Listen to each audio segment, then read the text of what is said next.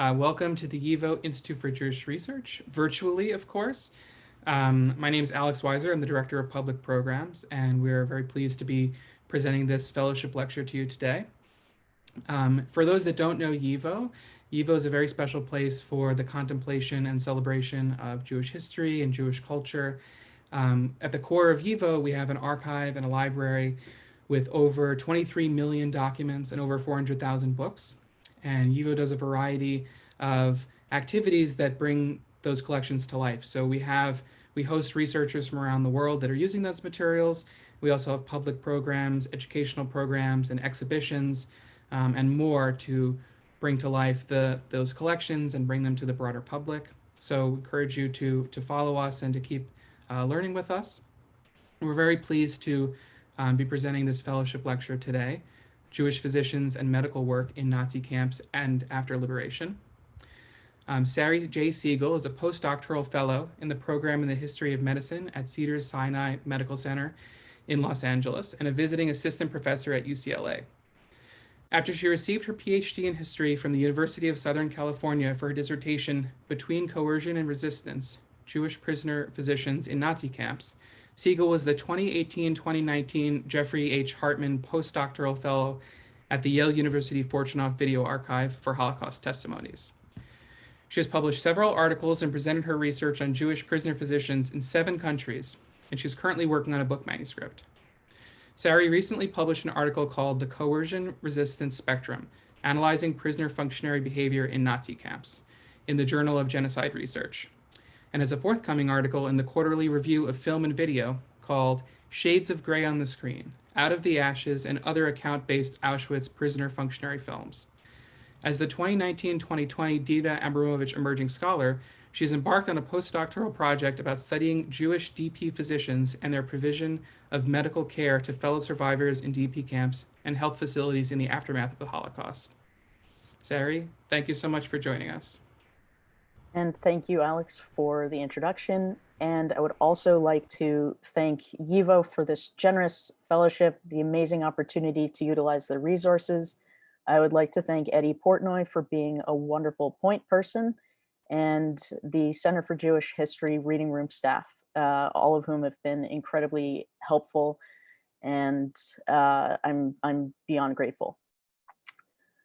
So I will be sharing my PowerPoint.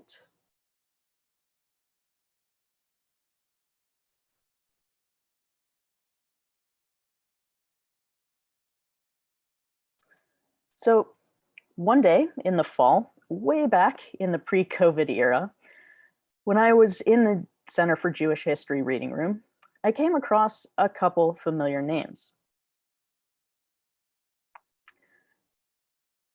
Dr. Wolf Leitner and Dr. Julius Spanier. I found them among the documents of the Sanitation and Healthcare Office of the Feldafing DP camp within YIVO's RG 294.2 Displaced Persons Camps and Centers in Germany, 1945 through 1952. The names were familiar to me because I had come across them when I was conducting research for my doctoral dissertation on Jewish prisoner physicians in Nazi camps. My dissertation and future book manuscript uses a combination of contemporaneous administrative documents and post-war survivor testimonies to reveal, among other things, that there were more prisoner physicians in more Nazi camps and more interested parties than historians had previously imagined. I work with 3 case studies: forced labor camps for Jews in the Warthegau, Auschwitz-Birkenau, and the industrial subcamps of Auschwitz. I approach each of them with views to both macro and micro contexts, because as experts who possess the knowledge and skills to keep people alive and functional, physicians serve not only their patients, but also a larger scheme that has an investment in the patient's functionality. For the macro level, I establish how Nazi government officials from the Reich Ministry of the Interior all the way down to the municipal level, SS officials, and public and private business interests all play a role in the recruitment and assignment of Jewish doctors for medical labor in camps. These observations, in turn, allow me to assess the pursuits of the two main Nazi initiatives, the exploitation of the Jewish labor force and the attempted extermination of European Jewry. This is possible because the Jewish doctors worked at the border between inmates' ability to work, however slight they may have been, and their utter incapacitation, which consigned them to death. For the micro level, I consider the doctors' actions and the immediate circumstances that helped to influence their behavior. As prisoner functionaries who, under coercion, could facilitate external parties' goals, potentially at the expense of their fellow inmates, prisoner physicians have been accused of collaboration. This is especially true in cases of the doctors' participation in Nazi medical experiments and their involvement in lethal selections that sent incapacitated prisoners to their deaths. However, I choose to frame their conduct in terms of coercion, as this word communicates the vast power imbalance between the prisoner physicians themselves and those giving them orders. I need to ignore the questions that are popping up. Sorry. So the gross power imbalance between the prisoner physicians and the SS who are giving them orders. So it's not a matter of collaboration or cooperation for that matter, because those words really convey that there is no power imbalance, that the prisoner physicians had full autonomy to pursue whatever they wanted to, and that it was their choice to pursue things like selections and medical experiments. However, that was not the case at all. It was a matter of coercion. So to take that dynamic into account and also recognize that there was a spectrum of behavior demonstrated by these prisoner physicians that included acts of resistance, I came up with the coercion resistance spectrum to identify the fact that there were changes in behavior over time, and that the behavior ranged from acts pursued under coercion to acts of resistance. So now I'm moving on to this new project for which I'm utilizing YIVO's amazing resources. And what I hope to do is, in a way, follow prisoner physicians to the next phase. Some of them were actually doctors in DP camps, helping their fellow survivors overcome amazingly difficult health circumstances, malnutrition, disease. Their bodies were ravaged. So doctors could be utilized. And so in taking the doctors to that next level, I also want to draw attention to the macro and micro levels, looking at how Jewish doctors in DP camps in this phase worked within a larger system of institutions that were invested in the relief and rehabilitation of the Jewish population, all those who emerged from the camps, and then those who emerged from the Soviet Union, those who escaped there and were able to move westward to the DP camps. I want to look at how they fit into this larger picture, but also what was it like for the doctors themselves, being survivors, emerging from the camps, having to recover their health first. And then I want to ask questions like, what was it like for the doctors to be delivering babies and giving new life to the Jewish people after the Nazis attempted to eliminate European Jewry? What did it feel like for them to face these challenges in trying to help people whose bodies may have been too ravaged to be helped. And as I do with my dissertation project with the Jewish prisoner physicians, I want to pay close attention to changes in behavior over time, changes in the circumstances, and how those factors were all moving at the same time.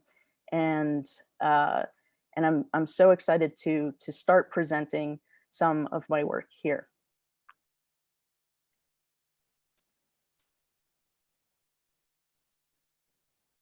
So, as I mentioned, although my dissertation came to comprise 3 case studies, I actually cast the net much wider when I embarked on my research.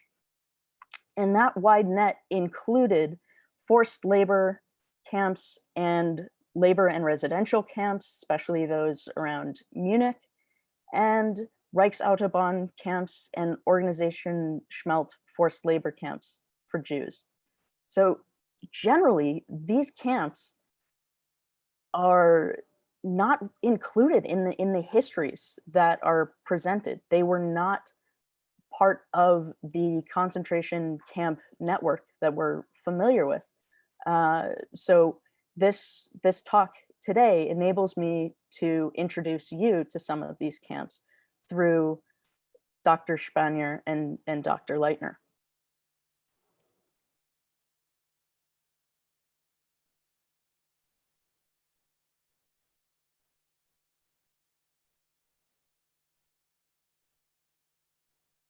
Sorry. There we go. Dr. Wolf Leitner is the first of the 2 doctors I will focus on today. He was born in Niemce, Poland in 1914 and received his medical training in Italy. He was in the first transport of Jews from Sosnowiec to a group of Reichsautobahn, or RAB, camps in Upper Silesia in October 1940. His first destination was Gabors Dorf. It, as well as other camps over the next several years of his internment, was not part of the infamous Nazi concentration camp system, which contained the camps like Auschwitz, Buchenwald, Dachau, Mauthausen, Sachsenhausen. It was part of another group of camps much less known, forced labor camps for Jews, a subset of which were the RAB camps established for the extension of the German highway system into annexed territories. In September 1940, to capitalize on the Jewish labor force in the annexed territory of East Upper Silesia, which was annexed from Poland after the Nazi invasion, Heinrich Himmler established a special commissioner of the Reichsführer SS for the utilization of foreign nationals as labor in Upper Silesia. And he placed a man named Albrecht Smelt in that position. Smelt, in turn, would distribute Jews among forced labor camps throughout Lower Silesia, Upper Silesia, and the Sudetenland, which had been annexed to Germany from Czechoslovakia in September 1938. Within 2 months, Smelt sent over 1,000 Jews to RAB camps. The number of Jews in such camps increased by many more thousands in 1941. As of March 1st, 1941, Smelt had full control over the employment of Jews from Upper Silesia, and his office, Organization Smelt, established many additional camps in which the Jews served as forced laborers. In all, the Smelt camp system comprised 177 forced labor camps, where a total of well over 50,000 Jews were essentially rented to public and private business interests. The inmate populations of individual camps ranged from a few dozen to 6,000 and averaged around several hundred. The camps were either liquidated or incorporated into the Auschwitz or Gross-Rosen camp systems by March 1944. After arriving at Gabors Dorf at the end of October 1940, after his departure from Sosnowiec, Wolf Leitner began working as a doctor in Gabors Dorf and at 2 or 3 other unspecified camps in the vicinity. His patient population largely comprised Jews who were malnourished and physically exhausted from preparing land for the Autobahn, which meant breaking rocks, removing trees, and leveling earth. Beyond the work itself, the men were subjected to whippings and beatings by SA guards and to weather-related conditions like frostbite. He worked in the Krankenstube, or sick room, at the camp. Between 1940 and 1943, he was transferred to a number of other RAB and Smelt camps in Lower, Upper, and East Upper Silesia.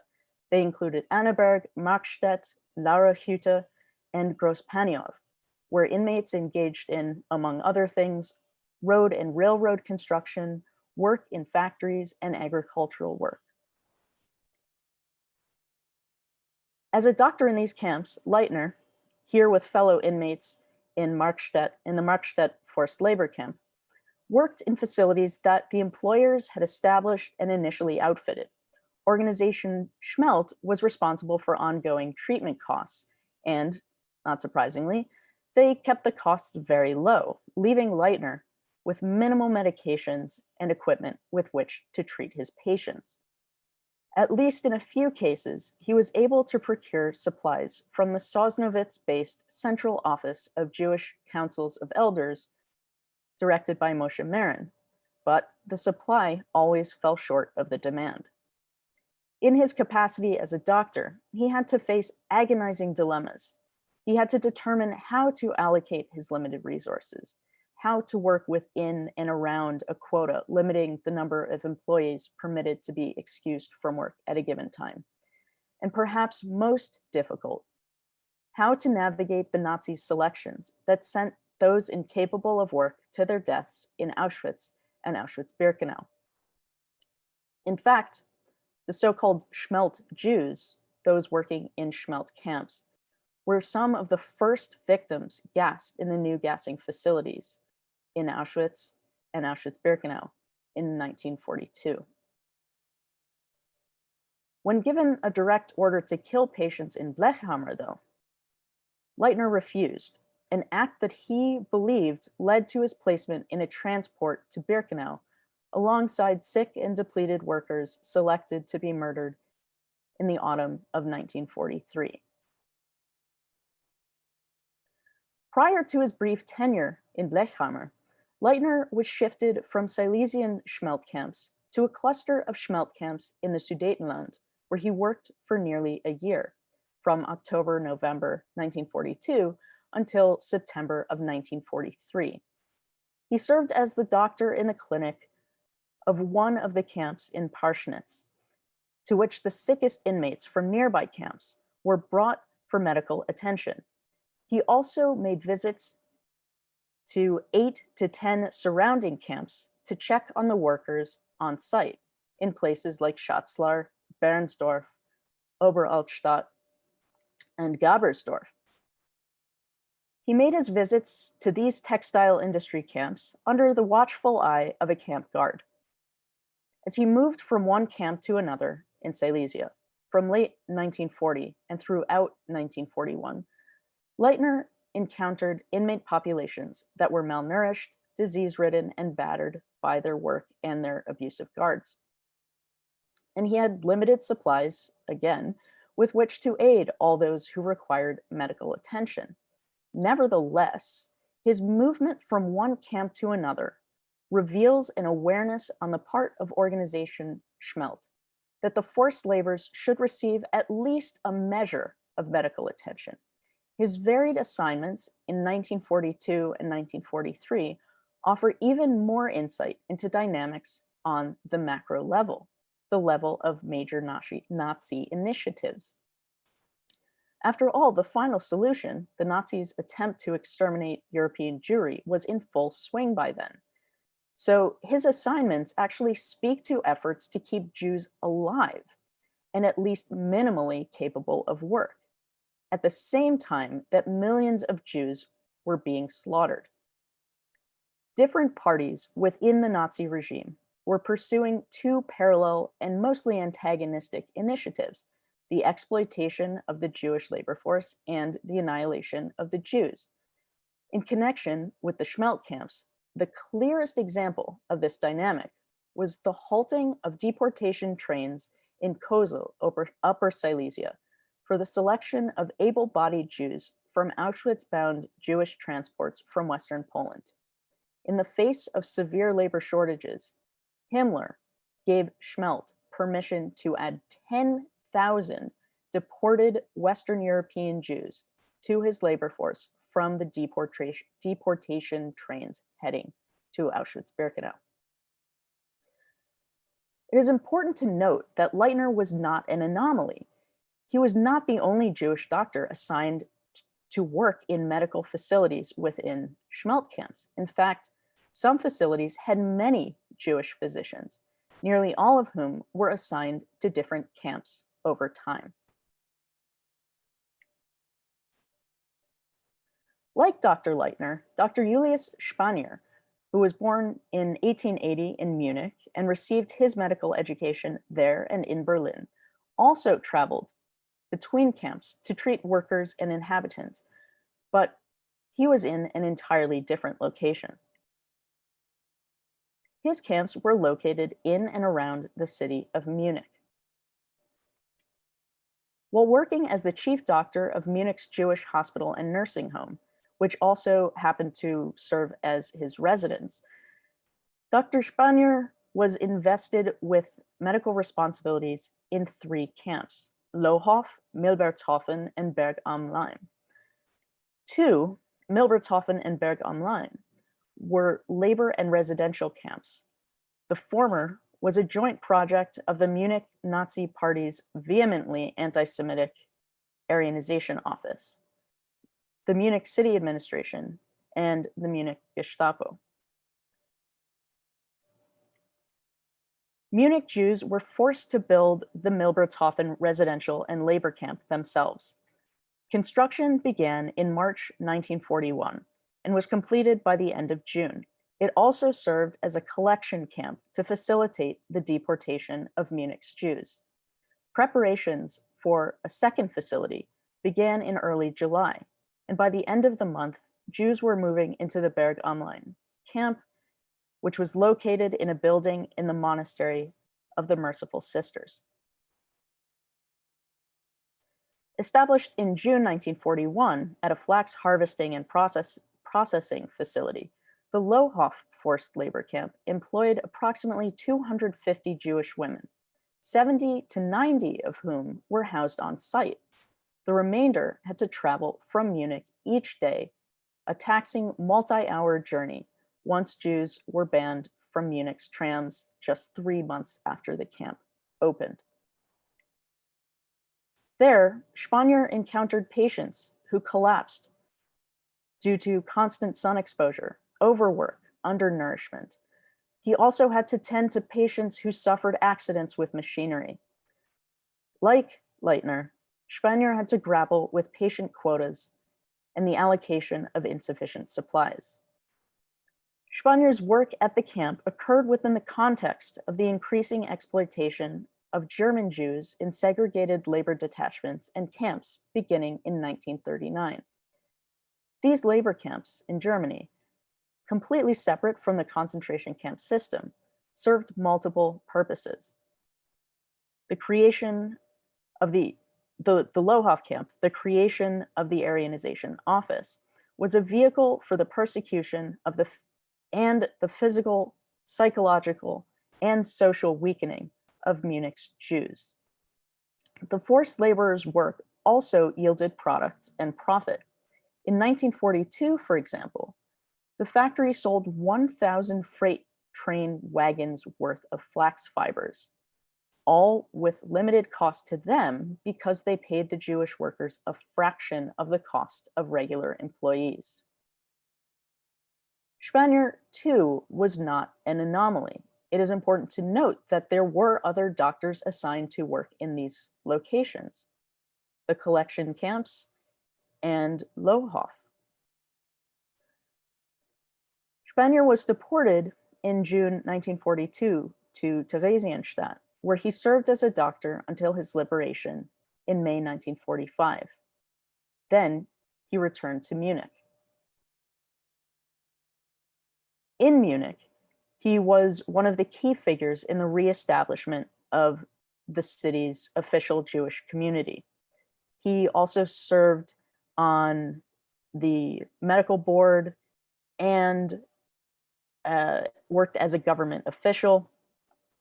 So he was a really prominent figure in that post-war period. But the number of Holocaust survivors returning to German cities and reestablishing their communities, as Spanier did, was relatively low. Of the Jews legally registered in the American zone, which contained the district of Munich, 80% opted to settle, presumably temporarily prior to emigration, in DP camps, in part because they sought to keep their distance from Germans. So with the arrival of DPs, as I mentioned, both from their sheltering in the Soviet Union and as well after the liberation of camps, there were 34,754 Jews in 61 DP camps in the Munich district in September 1947. Almost 17,000 were living in city-owned housing, 2,237 in children's homes, and 2,463 in hospitals and sanatoria. One of those hospitals was the children's clinic on Leitner Strasse, and Spanier worked there as the medical chief. And it just so happened that one of the facilities to which DPs were sent from the DP camps for medical attention. Medical treatment in this and other venues were an important point of interaction between Jewish DPs and Germans, a subject with which Atina Grossman engages in her work. It also appears that in addition to his hospital work, Spanier saw patients in private practice. Here we have a note he wrote saying that a baby named Dora Mannheimer was born and needed special care by trained medical personnel. And that meant in the camp that her parents were supposed to receive help from German medical personnel. It was those people who were given permission to enter what was otherwise a closed camp specific to Jews and put in charge of, in some cases, doing housework, in other cases, taking care of babies in need of medical attention. This was just one of many so-called Bescheinigung, or certifications, which doctors supplied to the Health and Sanitation Department of the Feldafing DP camp, indicated here with a red arrow. It was located about 20 miles from Munich, and it was established on April 29th, 1945, utilizing the structures of a former Hitler Youth facility, and then later incorporating villas expropriated from Germans in the area. In July 1945, after housing a combination of Jews and non-Jews, it became the first camp with a fully Jewish population, a population that would range in size between 4,000 and 6,000 at any given point. Established in the autumn of 1945 on the initiative of the American Jewish Joint Distribution Committee, or JDC, the Feldafings Hospital was located in what had been the Hotel Kaiserin Elisabeth, which had already been serving as a hospital for wounded Nazi soldiers.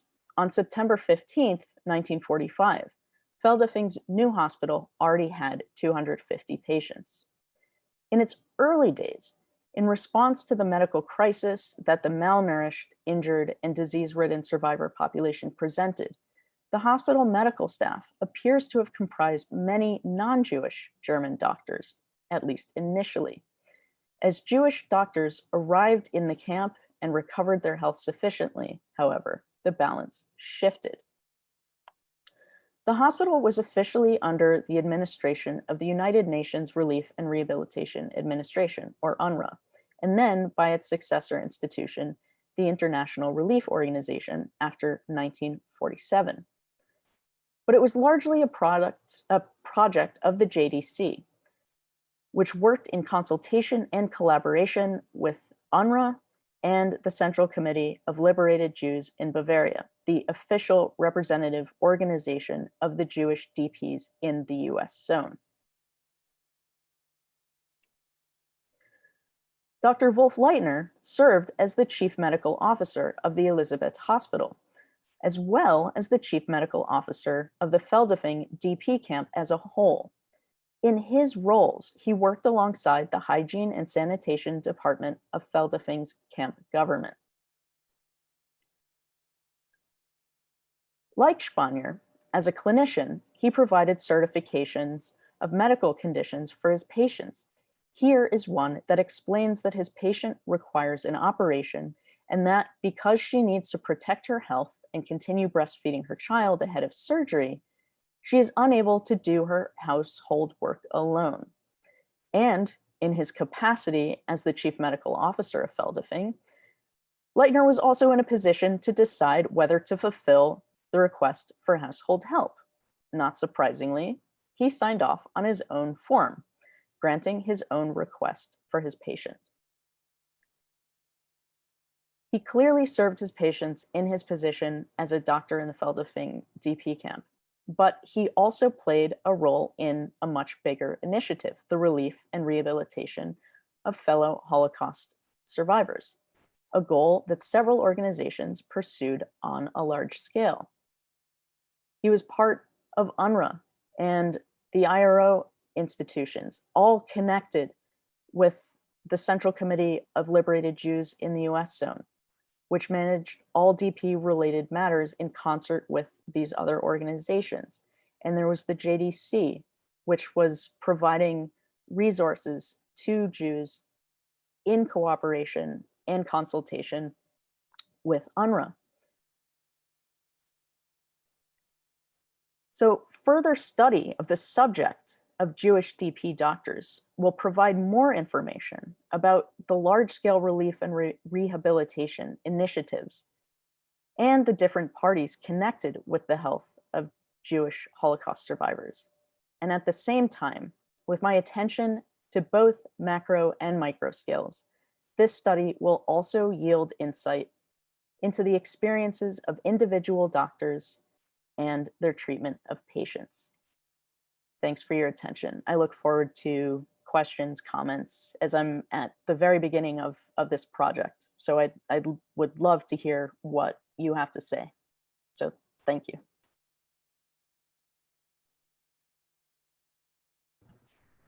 Thank you so much for this fascinating talk.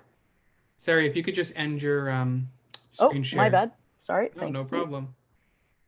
Stop share. Okay, so we're going to take some questions now, if anyone has any questions. Some people have shared that it's very interesting. Thank you so much. My pleasure. First question, Andrew asks, were Jewish physicians from other occupied territories, such as the general government area, sent to focus labor camps where Dr. Leitner worked, or only from East Upper Silesia?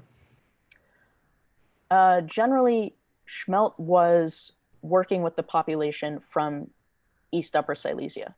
But since you mentioned the general government, I would like to add that my focus on the dissertation on those 3 case studies by no means suggests that that is where the camps, that is the only place where there were camps with Jewish prisoner physicians. One of the largest camp populations were those in the camps of the general government. And although I didn't look into it, just some preliminary glances at source material, they did indeed have their own Jewish prisoner physicians recruited from the prisoner population there and people around. Were these doctors, or perhaps others that you've researched, forced to do any experimentation on prisoners during their time? Yes, in fact, I actually wrote a case study of a doctor named Maximilian Samuel. He, uh, he, by many people, including Robert J. Lifton in the Nazi Doctors, was called a collaborator. And if you study the testimonies of surviving patients in Block 10, patients on whom he performed surgeries, they provide a very, very, very different perspective. Lifton and others get their insight from fellow prisoner physicians who didn't have the full insight into what Samuel was doing in the operation rooms when he was conducting surgeries within the context of Dr. Edward Wirtz's experiments on the early detection of cervical cancer and Horst Schumann's sterilization experiments with X-rays. So that case of Samuel was really the genesis of the coercion resistance spectrum idea, because what I realized is undoubtedly he did perform surgeries, he did harm the experimental victims, but when circumstances changed, like when an SS physician was not in the operating room with him, I discovered that he actually did things to minimize the pain and suffering inflicted upon the experimental victims. So much has to do with the changes in circumstances and what I label the room for maneuver of these doctors. If they had the room, then they did the most they could to minimize harm and to help. And that I consider to be resistance. Steve Cohen asks a question that's perhaps relevant to this. How did the Jewish population treat these doctors after the war? Yeah, certainly related. There were, it appears to be, 3 cases in which Jewish doctors were brought to trial. One, a criminal case in Poland shortly after the war, and that doctor was accused of collaboration with Nazis in performing selections in the Płaszów camp and then in Auschwitz, and he was actually hanged. There were the other 2 cases to which I refer were cases in sort of the framework of honors courts in Israel, well, several years after the war, and those men were acquitted of their charges. So what's fascinating is, yes, as time goes on, people's opinions change, but there's also the issue of how much did people know about the circumstances in which these doctors were operating. So when Jews tried to gain entry into an infirmary in the camp, they were presenting as being sick or injured, and in some cases, the Jewish doctors in the infirmary refused them entry, and the patients, understandably, saw this as a lack of care and concern, neglect. What they didn't realize was that in most of these cases, it was the doctors saving their lives by not allowing them into facilities where deadly selections would occur. And the same thing happens when patients were kicked out early before they were healed from those facilities, because the Jewish doctors sensed that that those sick, injured, incapacitated patients would be victims of the next selections. So it's a matter of what people were able to understand of the situations. So some people recognized the reasons behind those decisions and were so grateful to the doctors for saving their lives. Other people saw that exact same behavior and condemned the doctors for it. Vadim asks, are you focusing mostly on clinical physicians, or will you take a look as well at psychiatrists and their role in the rehabilitation of survivors? That's a great question. I sort of as I did with my dissertation, I'm casting a wide net. So generally people with an MD, I want to look at how they both fit into this larger relief and rehabilitation program, which of course was not limited to the physical health of survivors, but also the mental health of survivors, and also on that micro scale, what it was like for those doctors, so psychiatrists as well, in interacting with and attempting to heal their patients. A few people have asked, do you know what happened to the doctors that you spoke about today in the post-war period?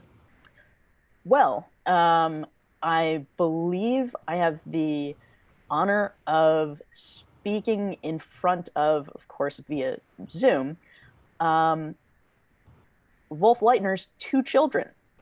Wow. Yeah. So, so he survived. He eventually moved from Germany, I believe in 1948. His son was born in Germany, and his daughter was born once they came to the U.S. The family settled in New York, and he had a successful practice, was a beloved physician by so many, and also had people coming up to him for the rest of his life saying, Dr. Leitner, you saved my life in some of these camps, and he has an amazing life story. Wow.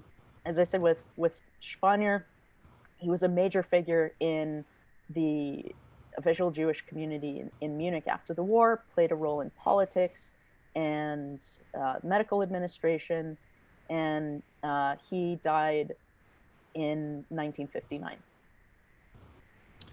Andrew asks, one of the broader questions that you might look into is whether Jewish physicians, by virtue of their profession, have fared better in terms of survival versus other professionals like lawyers, engineers, etc. after the war, or also during the war. Actually, Okay, during the war. Yeah. You're absolutely right. Because these professionals had this knowledge and skill set that could be mobilized by these larger parties. So as I mentioned, government offices ranging from the federal level in Berlin, including regional government, district government, all the way down to the municipal level. They, as well as public and private business interests and concentration camp administrations, all of those were aware of and took advantage of the fact that they could mobilize that knowledge and skill sets to achieve their ends. So in having that built-in value, they had a greater chance of survival. Their expertise could not be replicated so easily. Other people could not be trained, so their lives as individuals held a higher value than sort of the general prisoner population, and that includes lawyers and other professionals. Chuck Brown asks, were these doctors expected to perform all aspects and specialties of medical care, even in the ones that they did not have specific training for? Yes. In some cases, doctors were recruited for their expertise. So I mentioned Maximilian Samuel. his expertise in obstetrics and gynecology became known to the head physician, Edward Wirtz, who was conducting experiments in Block 10. So he was recruited specifically for that expertise. In other cases, it was just the recognition that someone had medical training and then they were put in a hospital block. Something that is amazing, though, and somewhat hard to believe unless you delve into it as deeply as I do. In some camps at certain times, there were actually medical blocks that had their own specialties.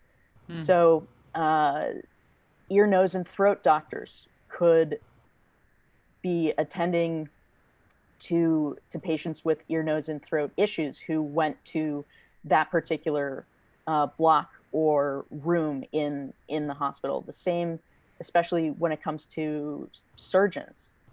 Surgeons were assigned to surgery blocks, but when you have much smaller scale health facilities where it's just one room and one doctor, there were psychiatrists who were performing surgery.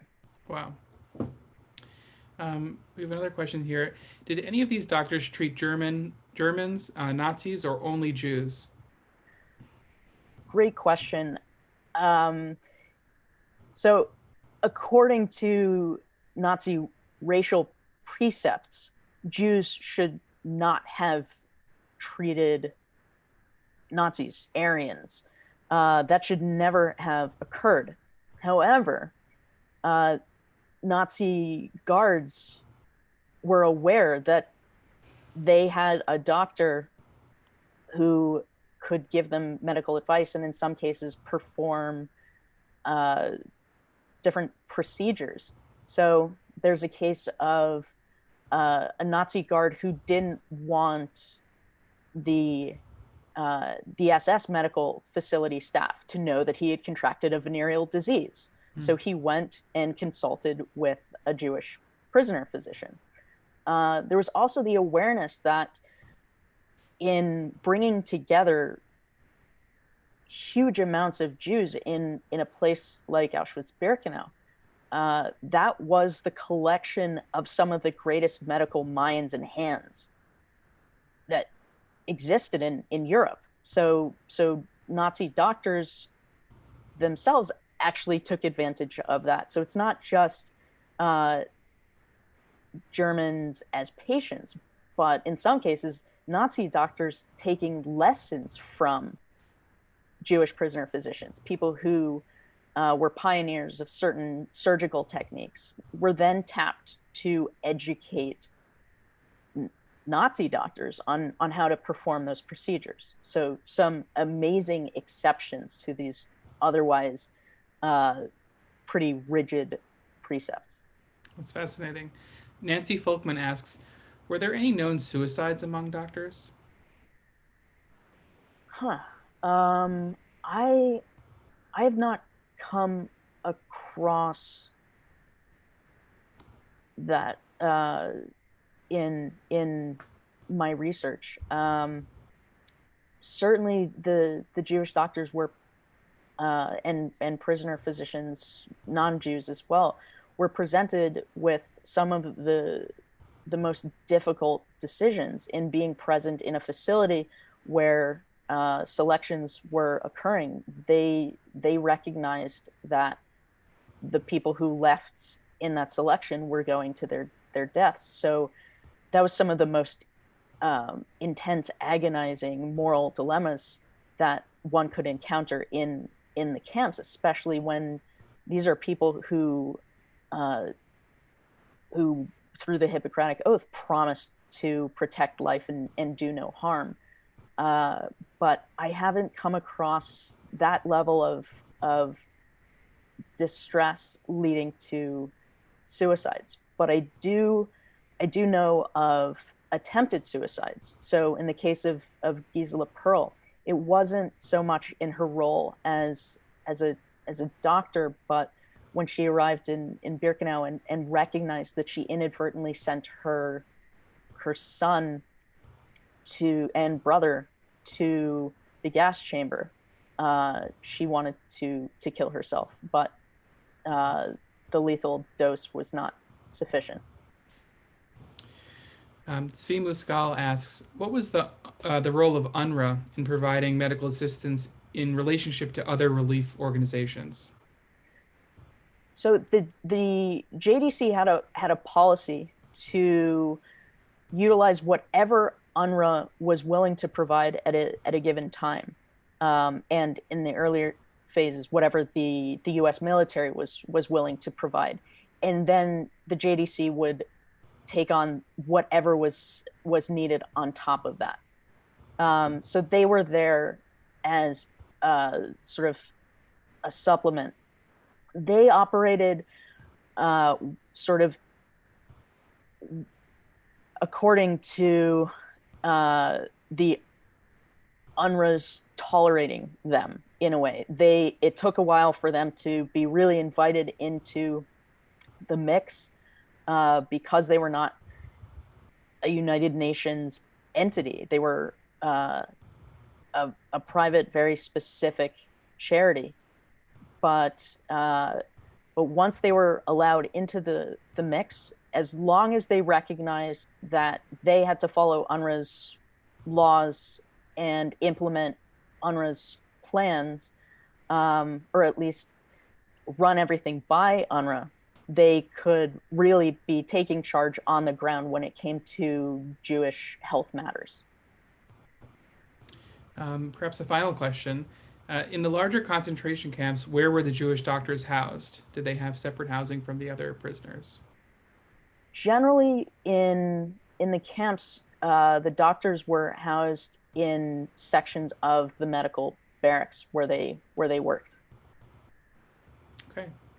Well, Sari, thank you so much. This has been a really fascinating talk, and we look forward to hearing about the conclusion of your research and your forthcoming book. Yeah, thanks. And thank you for all your questions. You got me thinking about the project that I'm just getting started, and the project that I have to move from dissertation to book. So thank you all. All right. We'll see you soon. Take care, everyone. Thanks.